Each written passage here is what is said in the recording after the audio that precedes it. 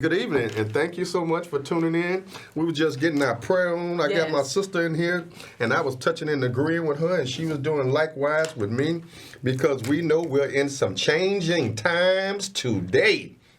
But listen, thank you all for tuning in. This is, of course, another week with Fathers Who Care. And as always, it is our pleasure to bring to you individuals we have worked with, individuals who love the community, who love the work, who are servants for social change, individuals who are vetted, individuals who are true to the call, individuals who love people, and most of all, individuals who are staying the course. And I'm going to present to some and introduce to others one of my friends in a minute. But before I do that, I want to kind of give you just an overview of what we want to do this evening. This evening, we want to talk about the importance of working together. We want to talk about the importance of the theme that I'm using, or that the group is using this year, is called Together We Rise. Meaning we come together, we pool our resources, we support each other, we encourage each other, we nurture each other. Most of all, we forgive each other. We don't go through another day holding on to something we can't change. Listen, some things have to change, some things you have to outgrow. It is what it is, but you can't outgrow your people, all right? You got to stick together for social change. So what we want to do today, Dr. Odom, if you don't mind, we want to use this show in two folds. One, we want to use it on how can we engage our community in the if you will, in the area of civic engagement. Okay. How we can encourage more individuals to be more actively involved. More importantly, lay some kind of foundation or some kind of blueprint for our younger people. I mean, I'm of the mindset that young people can't be what they can't see. That's good. Would you agree with that? That's good. So how can we continue as elders? I mean, we're not old folks, but we older. Wait, both of us? No, I'm seasoned. Oh, I'm seasoned. I wanted to know. I just wanted to make sure. No, I'm just seasoned. Okay. I ain't old. I'm seasoned. And you're not old. You're seasoned. But I'm saying we're elders. To our young people. Okay. To our young people. I'm going somewhere with this. Okay. To our young people. We are elders to our young people. I'm talking about specifically to those young folks between the ages of, let's say, 14 to 25. That's good. Yeah. All right? That's good. And these are young people who have been maybe ostracized. People don't want to work with them, you know. You know, they don't understand them. You know, and young folks are walking around, you know, sagging, and they don't understand it. But once you explain it to them, they do understand, you know. But if we don't talk to these young people, and, you know, we got young women becoming moms too soon. I mean, all kind of things going on. Well, that's because they need mentors. Sure. That's because they need to be involved. So we want to kind of keep our mind on trying to empower that group as we go into this conversation tonight. So what I want to do tonight, we want to talk about how can we collectively work together to empower, to engage, and support our community while elevating and engaging our young people, all right? That's good. That's Is a good that fair? conversation. Very Is that good fair? conversation. So with that being said, I'm going to just put out a blanket. I'm going to just let folks know who I know, and I know you. Okay. And you know what? You're a celebrity, too. I am a celebrity. Tell me more about that. Well, you know, I'm not saying it to, you know, to kind of geek you up or nothing like that, but I do know. Keeps you humble. Very nice. You know, you have been you have worked for the senators. Yes. Of the 5th District. You're currently the chief of staff for the 1st District, for the 1st County District. On the, of course, Commissioner Tara Stamps. You worked for Patricia Van Pelt. I mean, you in the field and you love it. And you've been faithful, too, because, I mean, you've been there for a minute with the senator. We've seen some tough times. Ooh, You remember some of the times yes, we've seen, especially on the Senate side. Yeah, I've been there. Yeah, we've been around, and we're still here, right? We're still here. So that means that God has called us to the season. But that's the professional side, right? You know what? I'm going to tell you what I saw. What did you see, Reverend Jones? You know, I was, you know, periodically I go into a moment where I'd be watching some television periodically. Okay. And I was happened to watch a show called Family Feud. Family Feud. Yes. I was watching Family Feud. What did you see on Family? You. Listen, the Jones girls got down on Family Feud. And you knew that drew my attention because I'm a Jones. Oh, that's right. That's right. So that's I right. saw, I saw you all, and I was like, there go my sister there. Yes, There she go. yes. And you was just so cool. The whole family was just exciting, and you all did just a wonderful job. How did you feel about that? That was exciting. I first of all, I didn't expect that kind of opportunity to come. My cousin had this bright idea that she wanted to go on Family Feud, and she volunteered my sister, her sister, and our mutual cousin. And she, before we could say no, she had already filled out the application and had already put our information in. Mm-hmm. And then we received a call from Family Feud to audition. Was she the one that played Fast Money? She did. She was the first one that played Fast Money, and my sister was the second one. Okay. But yeah, that was an interesting thing because we auditioned during COVID, so it was a virtual audition. So you had to really show your personality through Zoom. So think about how difficult that had to be. Right. And then we got that call to say, come on down. Survey says Jones girls are coming to see Steve Harvey. And not only did we come to see Steve Harvey, the Jones girls, well, you saw it, so you know the rest. Yeah, it was nice. And it was lively, too. And y'all seemed to was enjoying yourselves. But do me a favor. Introduce yourself to the group that don't know you. I mean, they know now that you are Dr. O, that you are the chief of staff for of course, our county commissioner, and that you was chief of staff for the state senator. But that's okay. That's your profession. Tell us who you are. Tell us a little bit about you. Tell us about who is Dr. O. Yes, Dr. O. Well, first of all, I must start with I am a girl from the West Side, born and raised on the West Side. That's the good thing. That's the good thing. That's why they call it the best side. Isn't that right? Yeah. Born in my mind. In both of our minds, because we're two West Siders here, right? And I remember when I was in grade school, I was one that was in honors programs from grade school on. And I remember my principal told me, in grade school, so I was under 13 years old.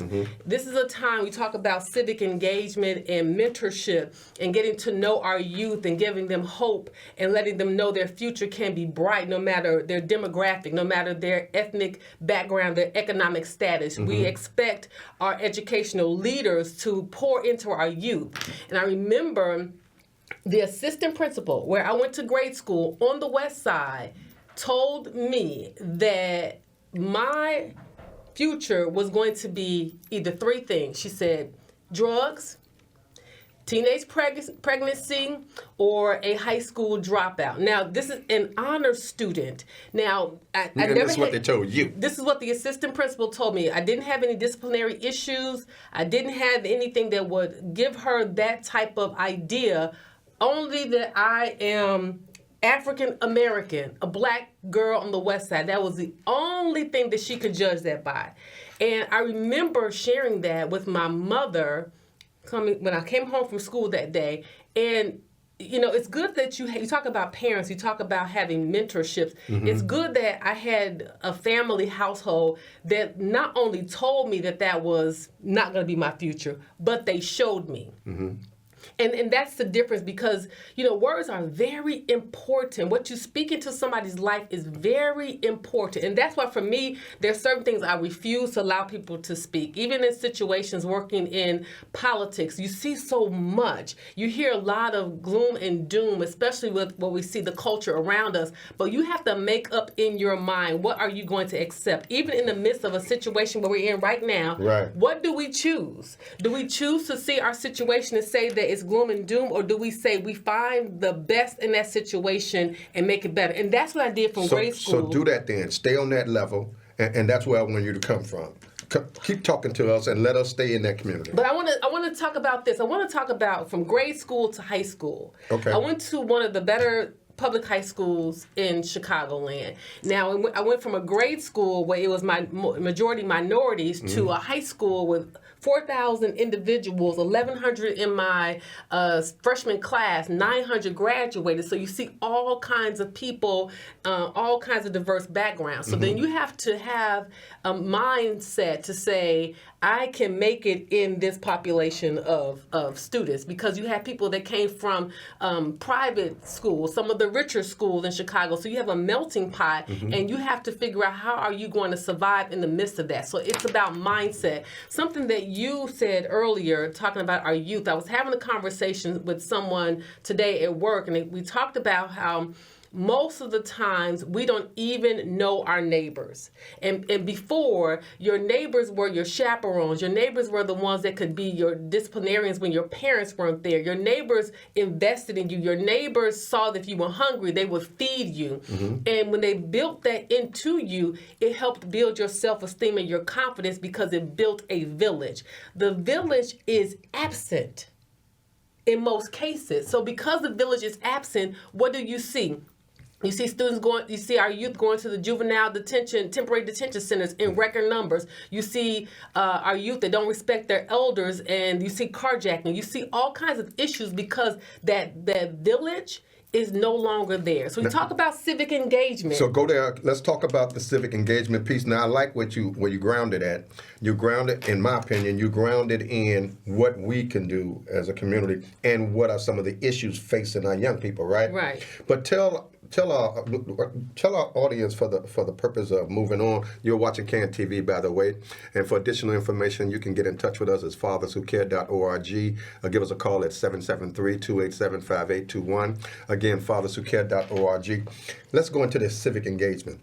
Why is it important for us as community to work together, to pool our intellectual and our other resources for the benefit of our community? Let's talk about it from a Black History Month perspective. Happy Black History Month to you. Happy Black History Even though it's 365 days a year, let's keep it 100.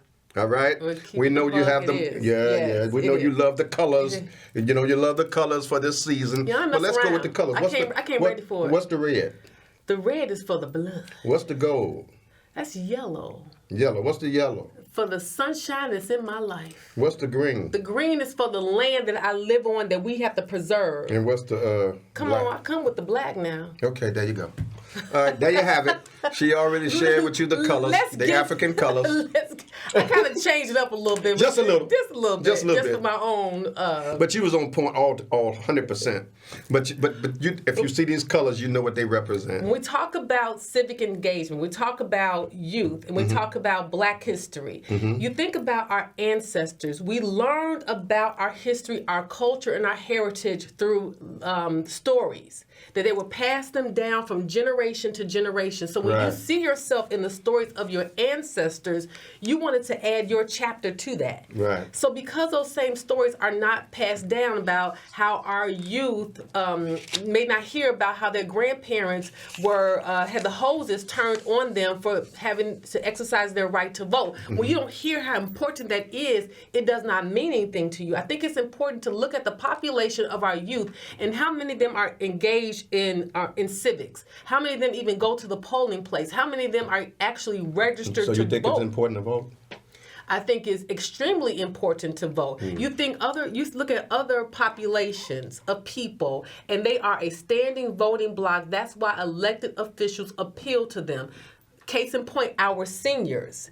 I mean, listen, when it comes down, you know this, turkey and ham giveaways, the first places you go to, come on, you want to make sure your seniors are happy. And then you think about the north side. There's a population of people that you have to keep happy. But when you come to the brown communities, they want to keep some of them happy too. But when you come to our Black communities, what do we have that make our elected officials say, you know what, because they vote, I want to make sure that I keep them happy. But that's one thing.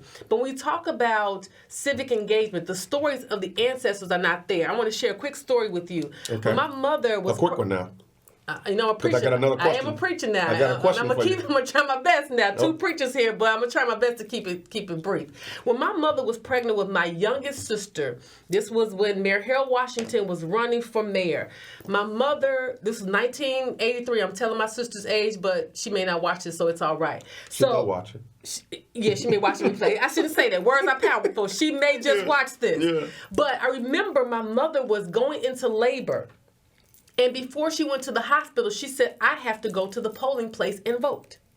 So we had to make sure she voted. We took her to the front of the line. She voted and she went to the hospital. When you hear stories like that, when that's a part of our ancestry that we pass down from generation to generation, that should promote something inside. That should provoke you to say, well, if she could do this, surely I can do that. Right. But then you don't, when you think about what's important, do we hear about the stories of Mayor Harold Washington and the issues he had to deal with city council, and he pushed past those things. We stop and start with Obama for the most part, and that's it when we talk about civic engagement. Roll that into, because we know the struggle that was happening. Do we really know that, though? Well, some of us. We got to make sure we're clear about that. So that's why we're here now. Okay. So with that being said, we knew what he stood for. We knew what a lot of our four leaders stood for. But what can we tell the folks today who may be disenfranchised, who may be ostracized, who may be feeling some kind of way, who may be going through some changes? I'm not pointing fingers at no one, but I'm astute to what's going on in the country. Yes. And the country is feeling some kind of way. And when someone is feeling some kind of way, that means they're not balanced, if you will. But I do know, because of God, God is able to do all things but fail, and every knee shall bow. Sure. So I already know that's a given. It's going to happen. All right, that's a given. You can't outdo God. However, you got some who don't believe that. So they have to be... They have to be chastened, if you will. Okay. All right. I got you, Rod. So, but with that being said, how can we encourage more folks to come together, to pool their resources intellectually and other, to work together for the betterment of not only our communities, but the betterment of our children? How can we do that while educating them? That's a very good question. Now, I'm going to share a quick story of two preachers. I'm going to make sure I keep it brief again. Talking to constituents, they complain, and some of their complaints are valid. But oftentimes, it only goes there. You talked about Family Feud, and a lot of people who watch the show that you was on. The show that my family was on, the Jones Girls. So, I have some people that tell me that they watched that episode, right, and they were sharing with me their answers. They yelling at the TV.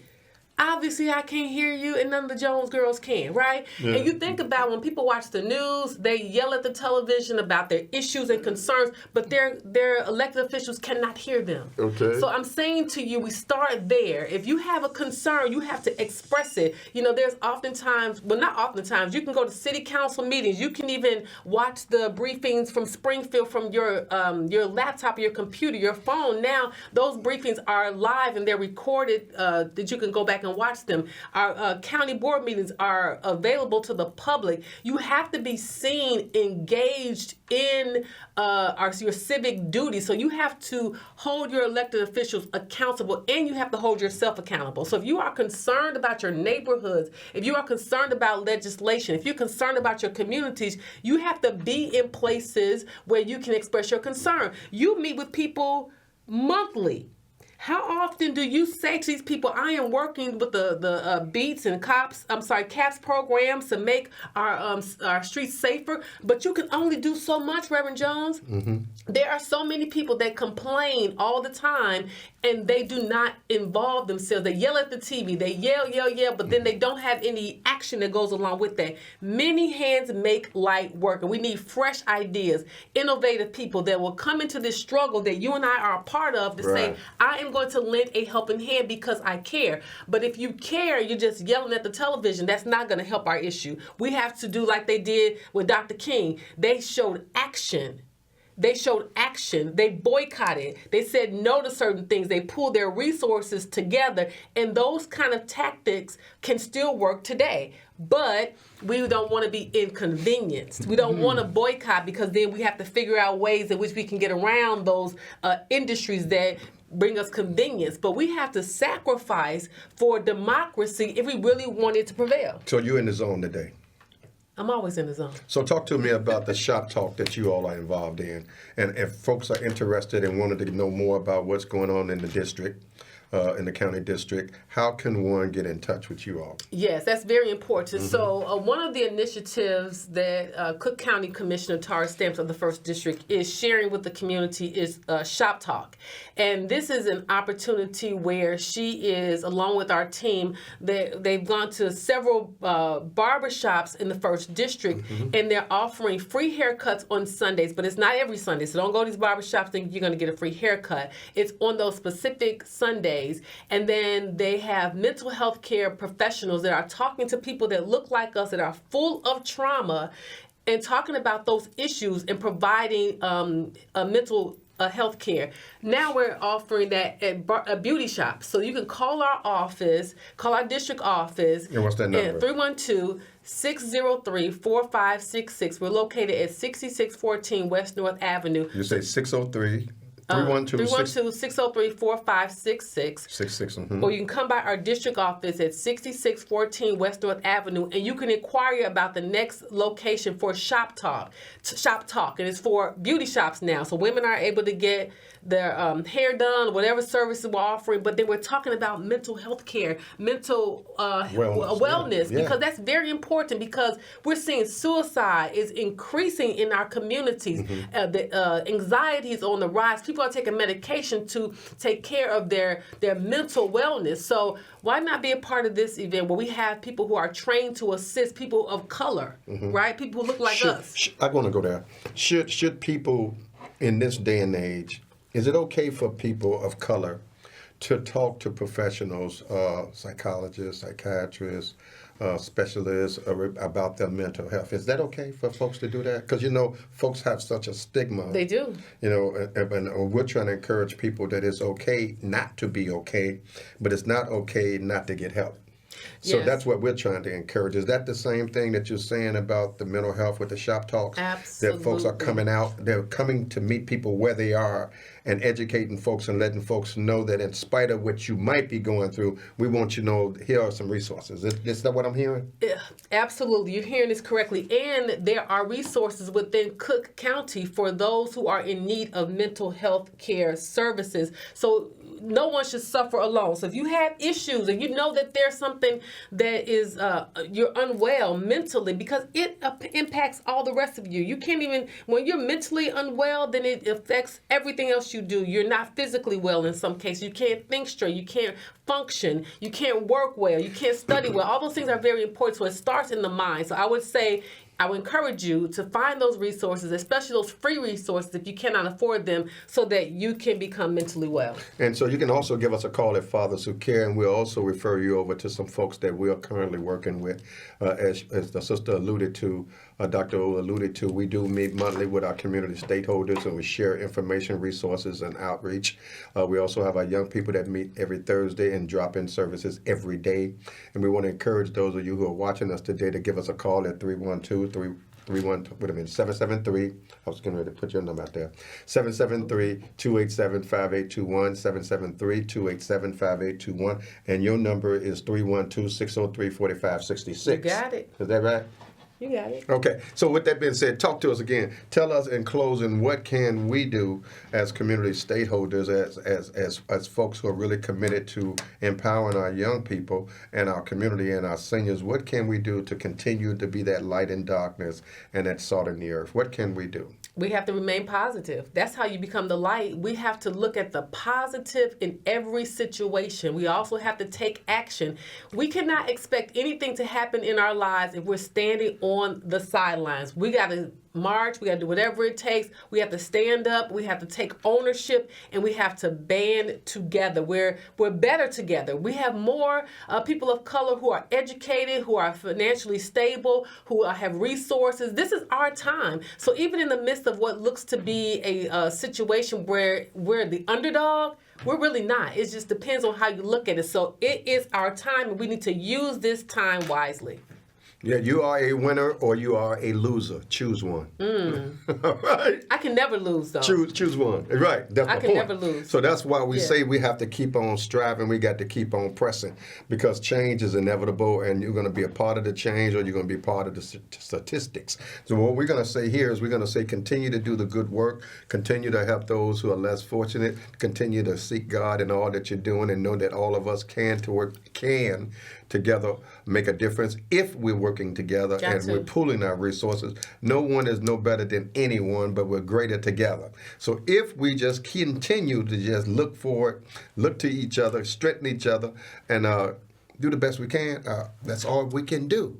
But failure is not an option. You can't. I can't. 312-603-4566 is your office, right? 6614 West North Avenue. We are there. So thank you all for tuning in tonight with my dear sister and friend, Dr. O. Tamala Odom, but this is a sister who's really committed to empowering our folks. Really committed and watch her face. Look at her. She really has a love for the people. She really do. It's all in my face. And she's truly a community servant, a public servant. She is a servant for social change. She's really committed to it. I mean, we've been doing the work with each other for so long, and I believe we really do love what we do. I really believe it because we're still doing it, Still doing it. And so, but we are empowering our younger folks. We have to always continue to empower the young folks. We have to do the work. If we don't do the work, we should not expect anything to change. This is our time. Even though it may not look like it, it is our time. We have to do the work. So do the work? Is that what you're saying? Do it. Let's do the work. Just do it. You're doing the work. Well, you see what's happening? I don't have a nickel worth of sense, though. I'm locked in, all right? I mean, it's all good with me, I just got to keep on doing it. I mean, that's what I do. And thank you for the strength to do it. But listen, thank you for tuning in tonight. God bless you. Thank you, CAN TV. Thank you, Dr. O. Thank you, all of those who's been faithful on the line. If no one has told you, we love you, we support you, and we give you all the praises, Almighty, for all you do for us and for all of our people. Continue to keep us and guide us, and let no weapon formed against us prosper. And we'll see you next week. Same time, same station. Until that time, be a blessing to someone else. Good night, everybody. Good night.